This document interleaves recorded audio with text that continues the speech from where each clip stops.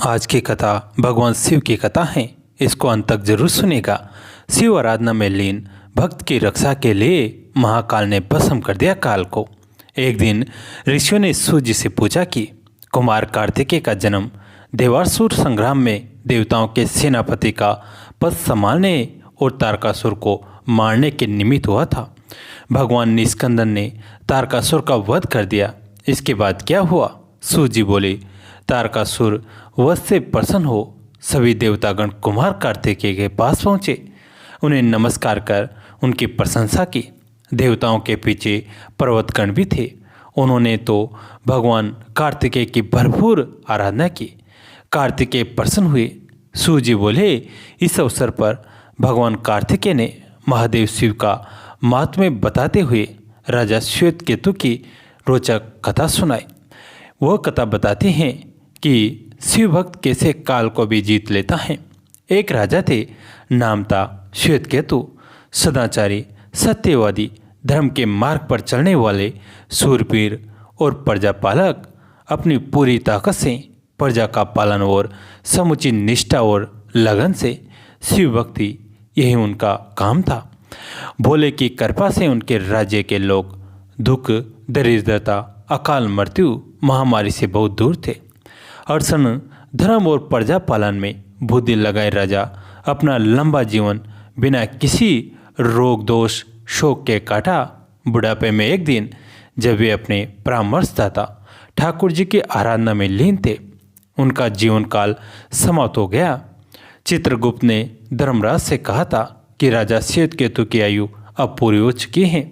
ऐसे में यमराज ने अपने दूतों को आज्ञा दी कि वे जाए और श्वेतकेतु के प्राण हर लाए। यमदूत जो आज्ञा कहकर हाथों में काल पास ले चल निकले। यमदूत राजा श्वेतकेतु के पास पहुँचे तो वह शिव मंदिर में थे। दूत बाहर ही खड़े हो गए। श्वेतकेतु गहरे ध्यान में थे। बहुत देर हो गई।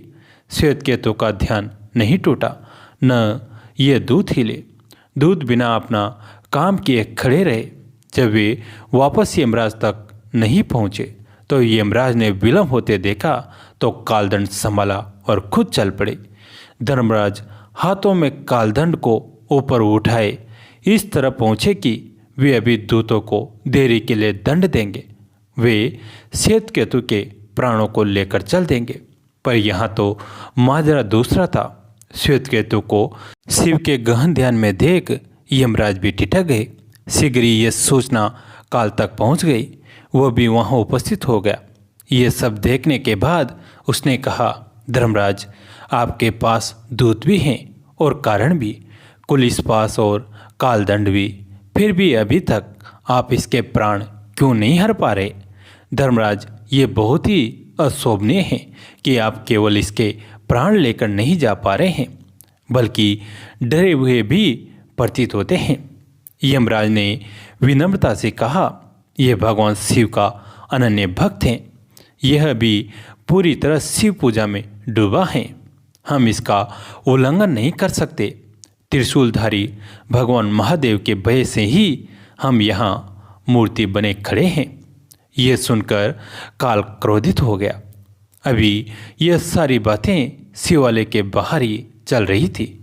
काल ने तत्काल तलवार निकाली और शिव मंदिर में जा घुसा।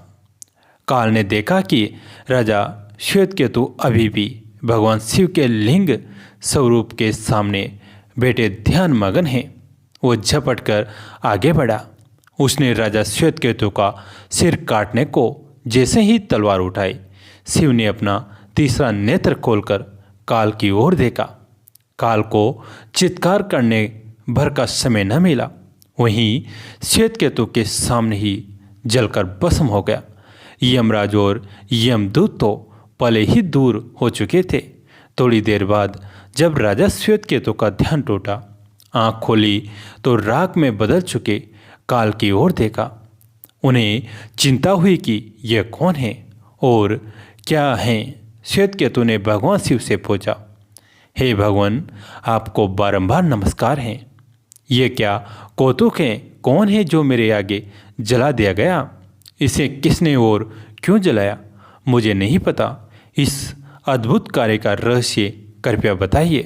पहले तो शिव कुछ न बोले, पर जब राजा श्वेतकेतु विलाप करने लगे तो भगवान शिव ने कहा, ये काल है तुम्हारे प्राण हरने आया था, जिसका भी जीवन काल समाप्त हो जाता है उसे ले जाता है।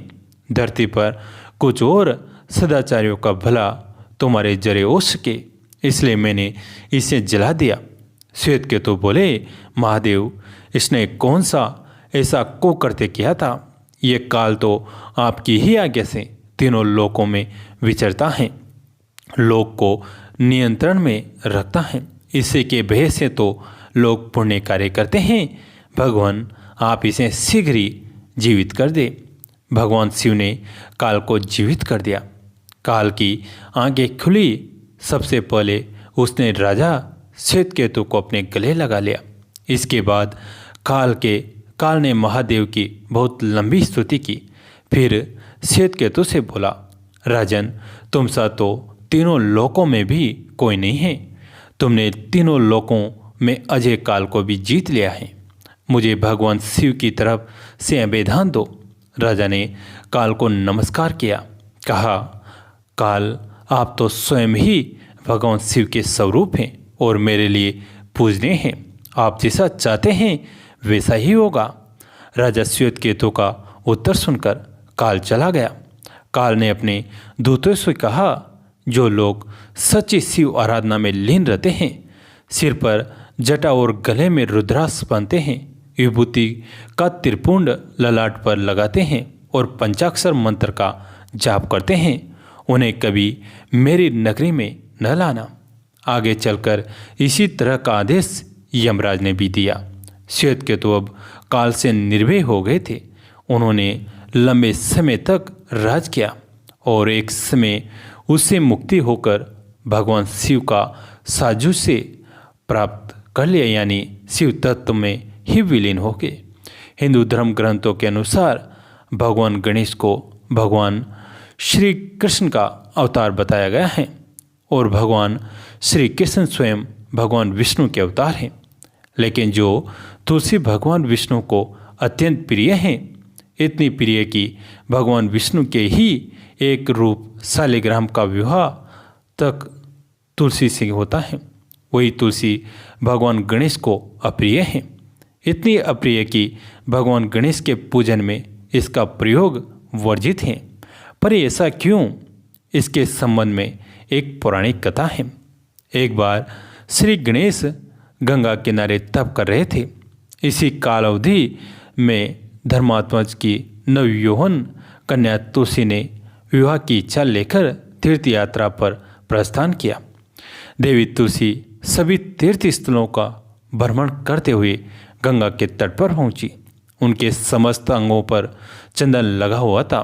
उनके गले पे पारिजात पुष्पों के साथ स्वर्णमणि रत्नों के अनेक हार पड़े थे। उनके कमर में अत्यंत कोमल रेशम का पीताम्बर लिपटा हुआ था। तुलसी श्री गणेश के रूप पर मोहित हो गए और उनके मन में गणेश से विवाह करने की इच्छा जागृत हुई। तुलसी ने विवाह की इच्छा से उनका ध्यान भंग किया। तब भगवान श्री गणेश ने तुलसी द्वारा तप भंग करने को अशुभ बताया और तुलसी की मनसा जानकर स्वयं को ब्रह्मचारी बताकर उसके विवाह प्रस्ताव को नकार दिया। श्री गणेश द्वारा अपने विवाह प्रस्ताव को अस्वीकार कर देने से देवी तुलसी बहुत दुखी हुई और आवेश में आकर उन्होंने श्री गणेश के 2 विवाह होने का शाप दे दिया।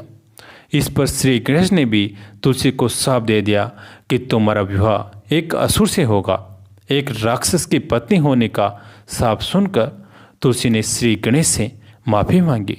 तब श्री गणेश ने तुलसी से कहा कि तुम्हारा विवाह शंखचूर्ण राक्षस से होगा, किंतु फिर तुम भगवान विष्णु और श्री कृष्ण को प्रिय होने के साथ ही कलयुग में जगत के लिए जीवन और मोक्ष देने वाली होगी। पर मेरी पूजा में तुलसी चढ़ाना शुभ नहीं माना जाएगा। तब से ही भगवान श्री गणेश जी की पूजा में तुलसी वर्जित मानी जाती है। जय श्री गणेश देवा, जय माता तुलसी की। दोस्तों, कैसी लगी आज की कहानी कमेंट में ज़रूर बताएं और इसे लाइक कीजिए, अपने दोस्तों के साथ, फैमिली के साथ शेयर कीजिए। कहानी अंत तक सुनने के लिए आप सभी का तहे दिल से धन्यवाद।